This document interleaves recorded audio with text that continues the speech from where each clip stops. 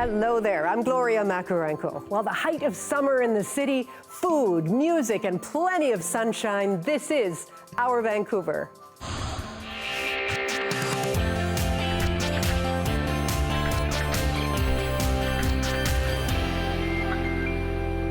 Coming up, we'll find out how our fine feathered friends survive against the odds at times. And a Vancouver chef inspires us to look beyond the usual fare. But first, North Shore moms stepping onto the world stage of children's entertainment.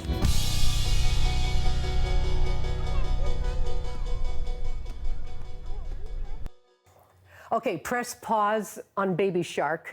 Maybe take the hot potato song out of rotation because a local children's music group is about to hit the international stage this summer with its fun, upbeat 90s pop style. Mom Bop is a musical group of North Shore moms, and it's curated by moms, designed for kids. That's their motto, and they've been playing most of the local family festivals this summer. So glad we've got all four of you in studio with us today, including the founder, singer-songwriter Gemma Turner. Hello there, Gemma. Hi, thank you for having us. You're the one that's got the microphone here, but I'd love to meet the rest of the team. Who have you brought? Okay, so I have the lovely Jolie here, aka J Bop. I have the lovely Joe here, aka Joe Bop. And I have the lovely Shireen here, aka C Bop. Wonderful to have you all here. How did Mom Bop all come together anyway? Basically, during the pandemic, I found myself stuck at home with my children, like lots of mums and dads during the pandemic. And I had this idea to form a mum band. And through listening to lots of kids' music with my children, I just got sick of listening to kids' music. And I thought, I wonder if I could bridge the gap between mainstream pop and kids' music and create a fun, upbeat sound that both parents and kids could enjoy together. And the idea that, you know, we promote movement, simple moves that everyone can do, versus, you know, listening to Baby Shark and some of those other songs. So I believe we've created an original sound that does have that pop beat, but also the kids' theme. But you've been very much in demand just in the past several months as well, sort of as pandemic restrictions started to ease. What was it like? Where have you been performing? So it was crazy, you know, from our roots during the pandemic 2020, our first performance was actually outside Amica Village, which is a senior citizens home in Edgemont. Awesome. And in the last 6 months, we have been booked every weekend, and it's just been an amazing experience for us. Let's talk about the next big step over to the UK. How exciting is that? So how did this come about? So random, actually. We had a local festival booked in the UK with another provider. They actually cancelled on us. They cancelled the festival. And so I said to the girls, you know what, I'm going to email this really big family fundraising festival in the UK called Carfest and just see, maybe they can fit us in. And so I just thought, I'm going to send a note to the CEO. I didn't know him. I sent a note to the CEO, and he responded actually the next day. And he was like, yeah, we love you guys. We would love to have you. Awesome. So we got booked, and so we were super excited. Is there something here? Can I draw some parallels with, you know, Spice Girls? Spice Girls for kids. Yeah. I guess, yeah. I mean, you know, we're obviously, we like to say we're 4 regular mums doing extraordinary things. Okay. You know, between us, we have 11 children. Wow. So we're very... That's already an extraordinary thing, frankly. The Spice Girls didn't have children, so we obviously we're juggling this crazy life, but we love it, and we're just so passionate about it. And yeah, the kids love it, you know, and I think when we go to shows, everybody is doing our moves, from grandparents to parents to the kids. So that's what we're all about, promoting movement amongst everyone. Well, let's get moving, shall we? Why don't you zip off your sparkly tops, get into something danceable. I'm going to help you start the music here. Okay, take all of these. Thank you for bringing your passion and your energy, and have a wonderful summer. I'll start, put on your microphone. Okay. Everybody good? All right. It's not up.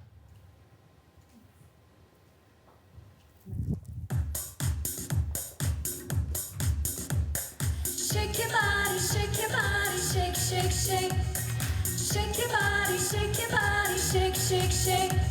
Shake your body, shake your body, shake, shake, shake. Shake your body, shake your body, shake, shake, shake. Put your hands up in the air and wave feet on the ground and pour yourself all around. All the mummies dance with us and the kids enjoy yourself. All the daddies on your feet, listen to the beat. Shake your body, shake your body, shake, shake, shake. Shake your body, shake your body, shake, shake, shake. Shake your body, shake your body, shake, shake, shake. Shake your body, shake your body, shake, shake, shake. Put your hands up in the air and wave around like you just don't care. Stamp your feet on the ground and pour yourself all around. All the mummies dance with us and the kids enjoy yourself. All the daddies on your feet, listen to the beat. Shake your body, shake your body, shake, shake, shake. Shake your body, shake your body, shake, shake, shake. Shake your body, shake your body, shake, shake, shake. Shake your body, shake your body, shake, shake, shake. Shake your body, shake your body, shake, shake, shake. Shake your body, shake your body, shake, shake, shake. Woohoo! Hi, I'm Jessie from Houston, Texas. And I'm Brett. And this is our Vancouver. All right, it's time for one of our favorite features. This is where we get to showcase some of the photographs sent in by you, our audience. Michelle Wong first snapped a picture of this wee mama killdeer as she sat on her brood a month ago. Well, now we get to meet the whole family at Wreck Beach. Michelle, thank you so much for sending that in. Norm Stack sent us these pictures from Cole Harbour. It looks like the baby harbor seal was hoping for a dry landing along the seawall. Norm, thank you. And finally, who said frogs were ugly? This tiny little amphibian was spotted by Renee Warren while he was hiking the North Coast Trail on Vancouver Island. Just amazing to see. Thank you so much. And do send us more. It's a beautiful summer so far. Email your favorite photographs to us at bcphotos@cbc.ca. That's bcphotos@cbc.ca. And coming up, Johanna Wagstaffe will be here to take a look at whether saltier seas create rough waters for Canada's farmers.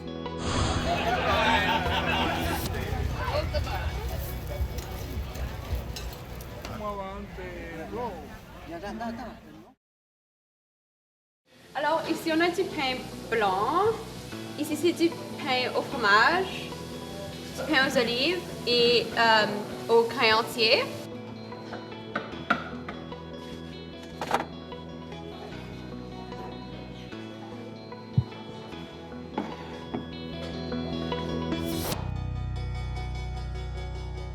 It goes without saying that farmers need every bit of forecasting help they can get when it comes to predicting the growing season ahead. Planting, fertilizer application, floodwater management, but predicting extreme rain events is difficult, especially months in advance. But a new study might have just one-upped the Old Farmer's Almanac by looking at the salt content of ocean water thousands of kilometers away. As water evaporates from the ocean's surface, it leaves salt behind, making the ocean surface just a little bit saltier. By monitoring the changes in sea surface salinity, scientists have a better understanding of how much water is leaving the oceans and moving toward land, which improves their ability to predict intense rain in the season ahead. And turns out it's a surprisingly good indicator of those heavy summer rains. That evaporation is driven by large-scale atmospheric patterns that are connected to weather all over the continental U.S. and Canada. So saltiness works as an indicator for the amount of moisture carried by the atmosphere and patterns in where it will rain out. And luckily, it's much easier data to get, much easier than sea surface temperatures, where there's a much higher variability.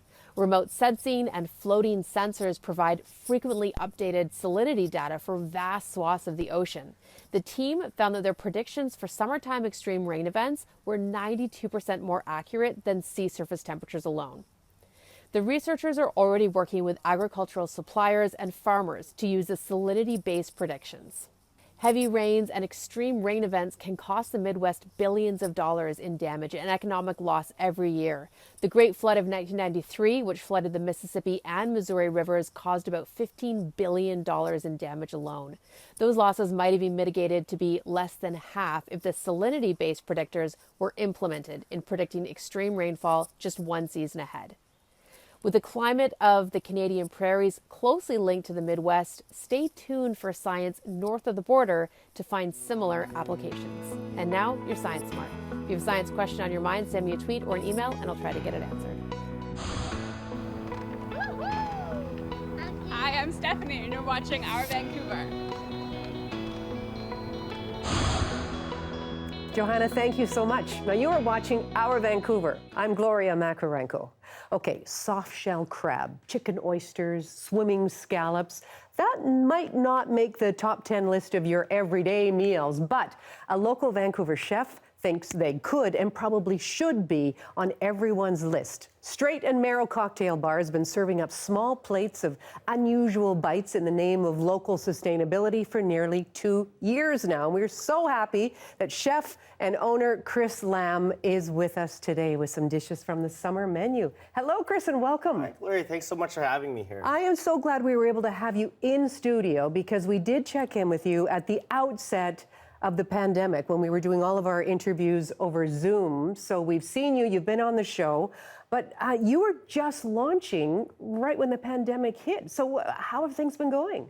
They've been going a lot better. I mean, obviously it wasn't ideal, I think, for anybody with the pandemic and how we all started. Sure. And if I could do it over again, I probably would have timed it a bit better with a little hindsight, but we're almost at 2 years and I think we're going pretty strong and everybody's coming out of the woodwork a little bit, so Nice. Good times are coming. Tell me a little bit more about the philosophy at Straight and Marrow, and then we can dive into some of these dishes. Yeah, so I like to use a lot of ingredients that kind of aren't as popular or mainstream, I'd say.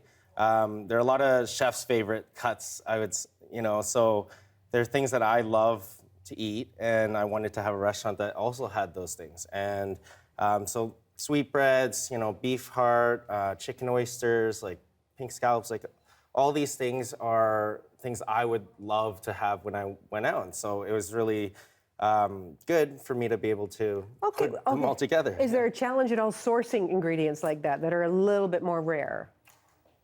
They are very difficult, some of the things. Like we did a calf's brain for Halloween, and you would think that every single animal has a brain, but it turns out it takes 2-3 weeks to ship over from Quebec. That's the only place you can get them. Okay. And so it's weird. You would think they'd be readily available, but they're not. They're worth waiting for. Where would you like me to start? You've prepared some amazing dishes for us here. Where should we start? So this is one of my favorites that we have right now. It's the soft shell crab. And the main concept of this dish is that I used Dungeness crab heads, which I've sourced that they were kind of wasting at the plant because they just wanted the meat. Right.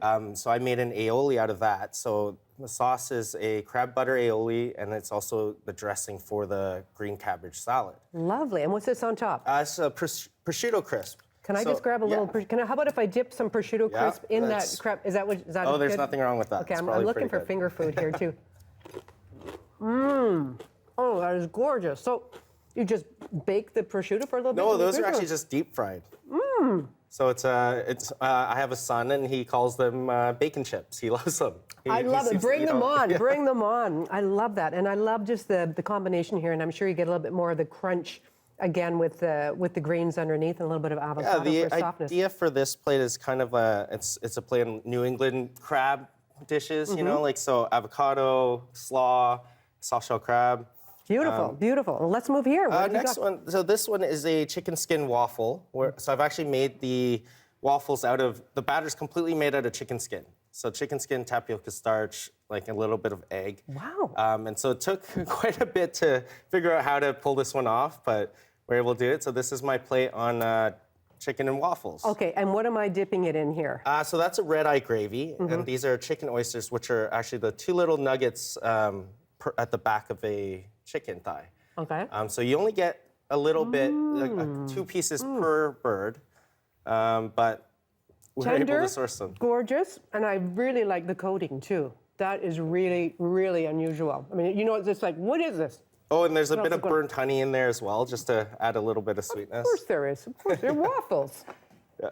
There's got to be the sweetness here. So I don't want to rush through this too quickly because I'm enjoying every single bite here, but where should we go next? Next one we have here is a pork belly, and this is a scallop spatzel and lobster bisque.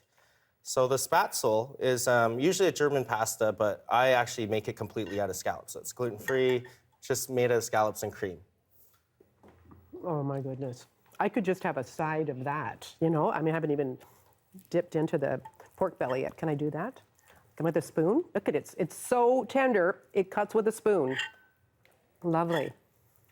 What's the most popular dish you have?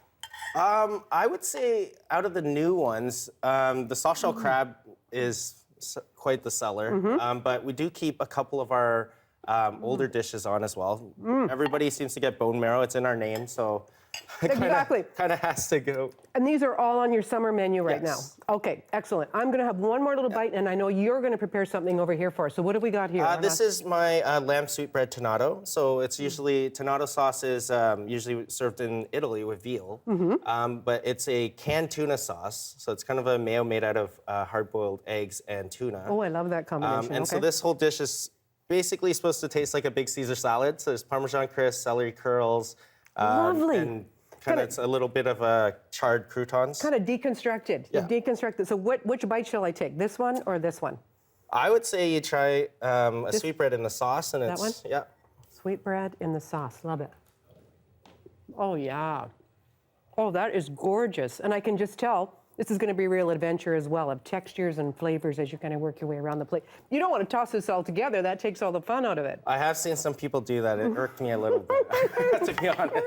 No, we put so much thought into it. Yeah. Dive into this, and you okay. brought something sweet to top things off. Yes. So for dessert, we have a strawberry shortcake, which is one of my favorites. I'm not the Thank you. biggest fan of desserts, but I do love strawberry shortcake. Okay, where do you start? So start with this. This is just a cheesecake filling. Nice. So all the components of a cheesecake, we'll Can't put it go in the wrong with bottom. that. Yeah. Just make a couple swirls.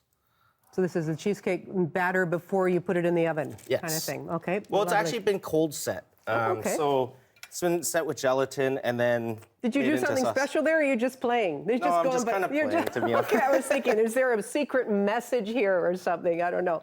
Okay, and you made these. Yeah, and these little are short cakes that we've baked, and we just kind of put them Again, wherever they think deconstruct them. Okay, loving this.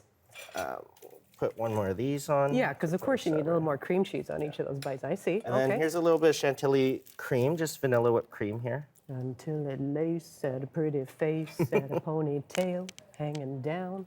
Look at that. It's gorgeous. And I know you're going to add some color here. Add some strawberries Of course. to it. Fresh strawberries, local, this kind of Yes, thing. When you can get I'm them. lucky enough to live right next to Granville Island, so I'm there almost every day, Beautiful. shopping for the restaurant. Now, where can people find your restaurant? Let's steer them in the right direction. We're on Powell and Victoria, so just East Vancouver. I think they call it Port Town or East Hastings. Yes. We're in quite the community now, so there's a lot of little restaurants opening up. It's nice to see, isn't it? A little Yes. bit, bringing a little more life back to the neighborhood. And again, everybody's having a little bit of a, well, we're not post-COVID yet, but things are opening up, and it's nice to see. What are some of the So crowning? these are caramelized white chocolate pebbles. Okay. And so it's just white chocolate and icing sugar. Okay. Create a little crunch. Sure. little Well, again, nuttiness. you're kind of going with a lot of these plates do that. Again, with this deconstruction, different flavors, different. I'm grabbing a spoon. You've got for a it. little bit more going on there. And then we have a little bit of strawberry powder Love that. That just enhances. and a little bit of lemon balm. And that's Look it. at that. And here we are. Is that a gorgeous, beautiful, deconstructed strawberry shortcake right here? And you can find it right here in Vancouver. Thank you so much for Thank you coming so in again. much. This is beautiful, beautiful.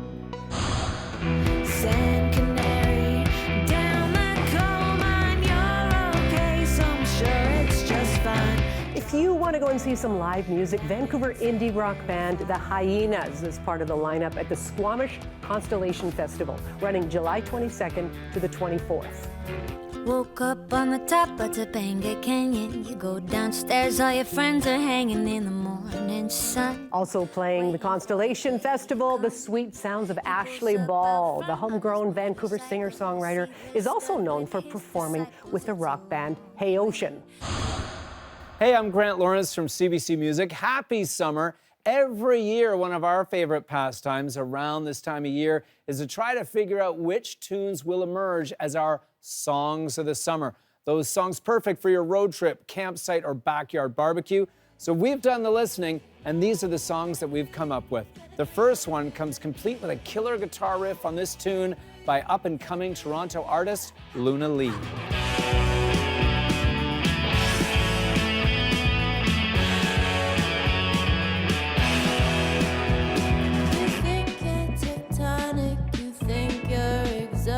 But babe, you don't mean a thing to me. I'm wearing a halo, my skin is like gold. I'm growing, I would be so bold. Hey!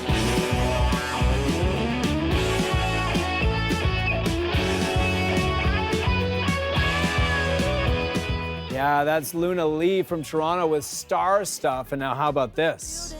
It's been a minute, tell me how you're healing. Cause I'm about to get into my feelings. How you feeling? How you feel right now? Oh, I've been so down and under pressure. I'm way too fine to be this stressed, yeah. Oh, I'm not the girl I was or used to be. Bitch, I might be better. Turn up the music, turn down the lights. I got a feeling I'm gonna be alright, okay, alright. It's about damn time. Yes, that is three-time Grammy-winning American superstar Lizzo with her very strong bid for the Song of the Summer of 2022. That's About Damn Time, which has already hit #1 on the CBC Music Top 20 twice. Okay, let's head back to Canada for this next one. Do you remember a conversation with our heads against the pillow? Does my shoes before I enter to your doorstep? I was on your side.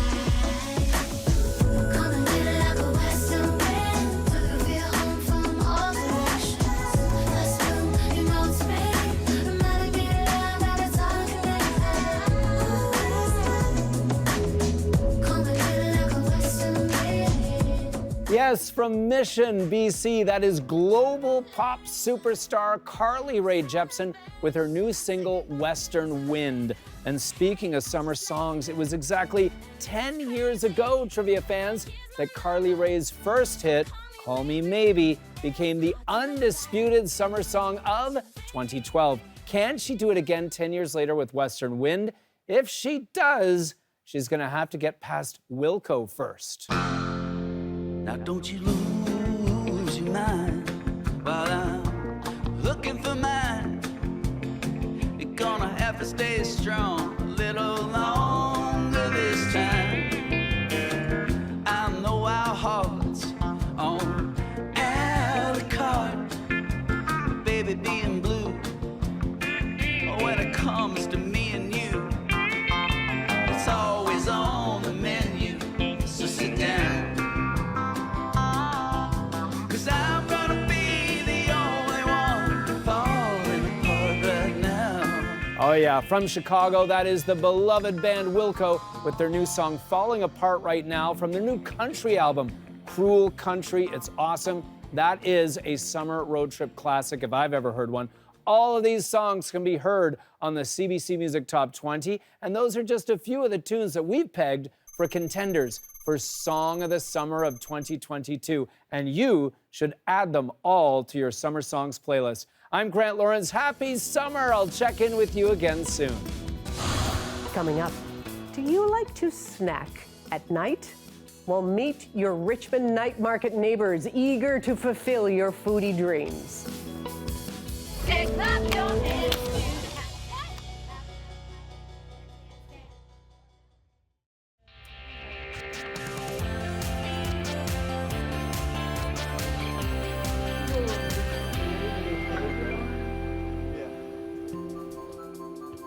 Hi, welcome back to Our Vancouver. I'm Gloria Macarenko.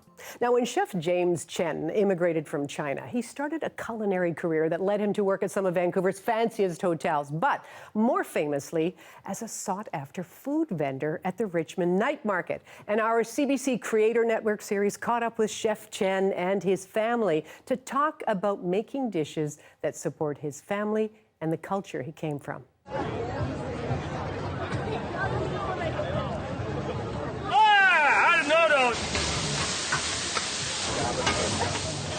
Welcome to Richmond Night Market. Happy Saturday! Look at the tender, juicy lamb. Tender, juicy.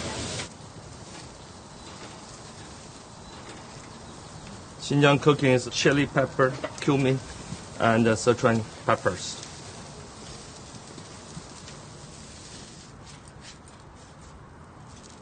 Naan bread with lamb skewers. Then the meal's ready. Okay.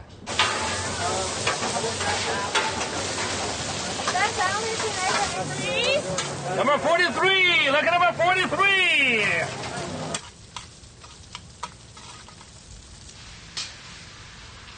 My hometown's northwest China, Xinjiang province. In China, I'm studying agricultural animal husbandry. After 5 years, I applied immigration for Canada. So I'm looking for like 2 years animal husbandry job, but all part-time or something, you know, not enough money to feed my my family. That's why I changed.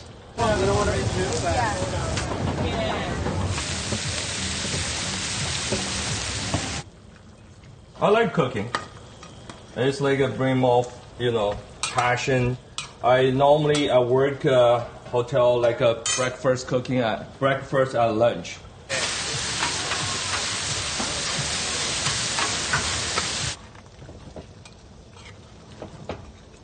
This is all the sauce, the noodle soaking in the sauce.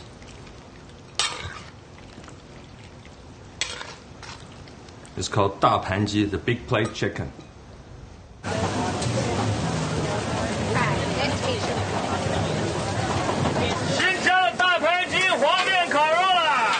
Before I work like a 2 or 3 job, you work by yourself, you feel lonely. Early morning, go out, nighttime come home, the kids already asleep. Can't see the kids. We started at the night market when I was 16 years old. I remember one day my parents coming to me and saying, hey, we've started a business. You're gonna help us sell food at the night market. And I'm like, wait, what? For a majority of my life, we were doing night markets. So when I was like 6 or 7, up until now, when I'm 22. In the beginning, it felt a little bit more forced because it wasn't my choice. But later down the line, I kind of saw the joy that our food brought everyone else. And I think that's what kind of won me around. And that's why I decided to also get a little bit more involved. So starting when I was little, like the very first thing that I was tasked with doing was like cooking buns on our little griddle. And I think when my parents started realizing that, you know, I could start helping them out a little bit more, they start putting me to work. Hey, hey, hey, lamb bun, chicken bun, Chef James special! I worked every year. There was one year where I moved to Seattle to run another tech startup that I was working on. And I remember on Friday nights beating Seattle rush hour traffic to race back to Richmond to help out the night market. And then after night market on Sunday, I would like drive back to Seattle so I can make it in the office on Monday morning. It looks hard, but it's so sweet because the whole family is there. They help each other. We know each other, you know. They help me help the family together. So I feel like a strong team.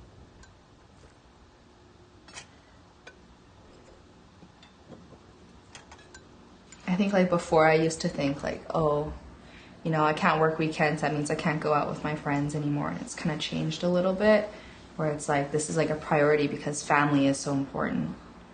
And like, I'm happy to be there because I know like me being there supports us. Yeah, every time you guys two there standing there, I feel very confident. So, okay, I'm okay tonight, so. No worry. Well, Congressman, I'm going to last 45 minutes. And we'll see you tomorrow.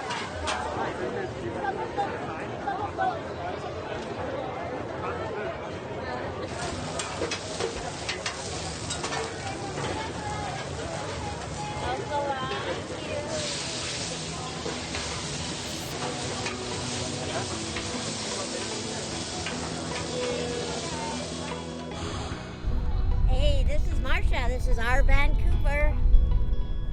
Coming up, our fine feathered friends surviving climate change across the country. CBC Coastlines takes a look at how seabirds weather the storms.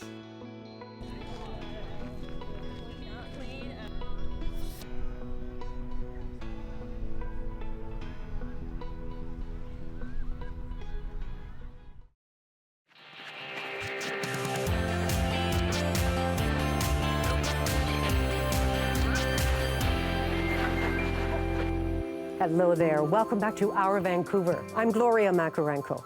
Now, above each of Canada's coasts fly some of the most resilient birds on the planet. They make epic journeys across the globe. They can adapt to so many different climates. But in this episode of CBC Coastlines, a group of young Canadian scientists show us just how some climates are becoming too harsh, even for the most adaptable of seabirds. When we think about ocean wildlife, our minds might go to fish, whales, sharks, generally animals that live underneath the water.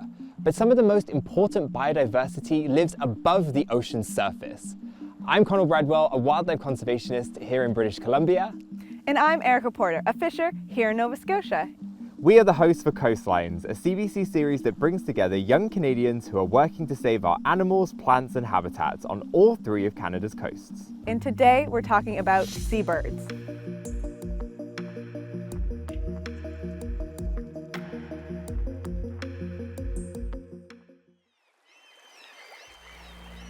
Seabirds are both marine and terrestrial animals, meaning they rely on both the land and the sea for their survival. Now, they spend most of their lives out at sea, but will return to land to breed, often in huge colonies. Many of these birds embark on epic journeys out at sea, crossing multiple countries and thousands of kilometers. Just one bird's life, it's going farther than any of us will probably go in our lifetime, so that's just really impressive for such a small bird. Johanna Wagstaffe and her team recently helped to map the Canadian Arctic tern migration for the first time. Arctic terns are the world's longest migrating animal, and they're about just the size of an apple. They're relatively small, but they travel huge distances. In fact, every year they migrate from the Canadian Arctic all the way down to the Antarctic, covering up to about 90,000 kilometers round trip. You heard that right. The Arctic terns will migrate from pole to pole in both the Atlantic and Pacific Oceans. But for a long time, exactly what route these terns were taking on their long polar journey was a mystery. So scientists on Johanna's team traveled to the Arctic tern's breeding sites, attaching these tiny computers onto the bird's ankle using a small ring. We have this little computer, as you can see here. It's very minuscule. And the reason it's so tiny is because I mentioned these Arctic terns are very small birds. So you need a device that's small enough that it doesn't drag them down in their flight. As part of Johanna's research, she analyzed all of the data collected by these computers and mapped out routes that the Arctic terns take from the Canadian Arctic to the Antarctic and back. They found that all the Arctic terns, whether they breed in Canada, Europe, or elsewhere, are taking the same migrating route to the Antarctic, likely because of food availability and using the wind currents to their advantage. Knowing where Arctic terns are migrating and at what times can help us to protect them along particularly important segments of their long migration. The more science we gather about Arctic terns, the better equipped decision makers will be to strategically protect the lands and the waters that are important to marine birds. One of these important places is Newfoundland, the seabird capital of North America, which is home to a globally significant number of wintering and breeding seabirds, like the ever-charismatic Atlantic puffin. Karen Richards, a researcher out of Memorial University, has spent her fair share of time with these very cute birds. My PhD is investigating the impact of extreme weather events on two threatened seabirds, the Atlantic puffin and the Leach's storm petrel. Both of these species nest in burrows on islands during the breeding season. Now, Newfoundland isn't necessarily known for its balmy weather, and with climate change bringing more extreme temperatures and storms to the island, the chicks are left particularly vulnerable to extreme conditions. Karen's trying to better understand how to save these threatened chicks. We placed temperature loggers in these burrows to see how exposed these chicks were to extreme weather events during 2021. 2021 proved to have its fair share of extreme weather for Newfoundland, including Hurricane Larry, which clocked wind speeds of 180 kilometers an hour. But despite this, apparently the chicks didn't do too badly. We found that these burrows were providing amazing protection for the chicks. The burrows were around 10 degrees warmer during extreme cold events and also 10 degrees cooler during extreme warm events. Burrows used by the puffins and storm petrels that Karen researches is a fairly common form of nesting for seabirds. But here on the west coast, Sonia researches a species called marble murrelets that take an entirely different approach to nesting. They're quite solitary and they utilize old-growth forests. They nest in the high canopies of the old-growth rainforest, choosing mossy platforms to lay their little green eggs. Because their terrestrial environment is declining and generally their population trends are going down, in Canada they're listed as threatened. You can't just study them in half their habitat. You also have to study them in their marine habitat. And that's basically what I do. Sonia is painting a more complete picture of the pressures and conservation opportunities for these birds. They're facing pressures on two sides. On the one side, the amount of old growth available is decreasing. And then on the other side, the marine habitats are becoming busier places. And on top of that, the waters are warming, which decreases the amount of food available in certain areas in certain years. This means that marbled murrelets are faced with less choices for nesting habitat on land. But even if they do find a viable nesting site, if the marine environment nearby doesn't have enough food for them, they still won't be able to nest there anyways. Seabirds are a great example of how our lands and oceans are uniquely connected. Because of their life cycles, they're on the front lines of the climate crisis. They're resilient, but more science and action is needed so we don't lose these remarkable birds. Hey, this is Kids Beach and this is our Vancouver! Yeah! Democracy is a word that we often throw around, especially in an election year. And as the world sees an increase in online disinformation, we have to ask ourselves if Canadians should be worried about the state of our own democracy. So I sat down with the former director of the Morris J. Wosk Centre for Dialogue, Shauna Sylvester, to ponder exactly that question. We're actually quite different than the United States. I know it feels like it's the U.S. coming to Canada, and in some regards, the polarization feels like it's being imported. But there are some fundamental differences between us and the United States. So when you see the Republicans or Democrats go out and get money, they're getting it from their fringes. They're getting it from the edges. Now, when our parties go and get money, they're still getting it from the center. So there's still this sense of Canada being at the center. 99% of Canadians believe in the promotion of women, and we're not doing enough to promote women. That's a stark contrast to the kind of things that we're seeing in the States right now. We have 77% of Canadians, according to Environics Institute, that actually believe that discrimination against Indigenous people is a problem. And you have over 80% of Canadians that think immigration is a really good thing and absolutely critical to our economy. So we're very different in certain regards, but there is this creeping polarization that's coming in and this feeling that, particularly with the convoy, that we're seeing things we haven't seen before in Canada. I think that if you look at the longitudinal studies of Canadian values, they will show a real stark difference between American values. One is that you saw a rise in the United States in the idea that it was okay to settle a difference with violence. You would not see that in Canada. We have still very, very high intolerance rates for guns on our streets, and we know where that is in the States. So very different values, and I haven't seen those shift that much over the 30 years that I worked on democracy. Something happened with the pandemic where all of a sudden we weren't talking to some of our friends anymore, some of our coworkers, some of families. Like there was disputes that happened. It became very personal. Did you wear a mask? Would you get vaccinated? And all of a sudden that polarization creeped into our day-to-day lives. So that is a concern for me. But I also think it's a concern that comes from something much deeper, and that's the sense that who are the people raising those concerns? And how were they treated when they did raise those concerns?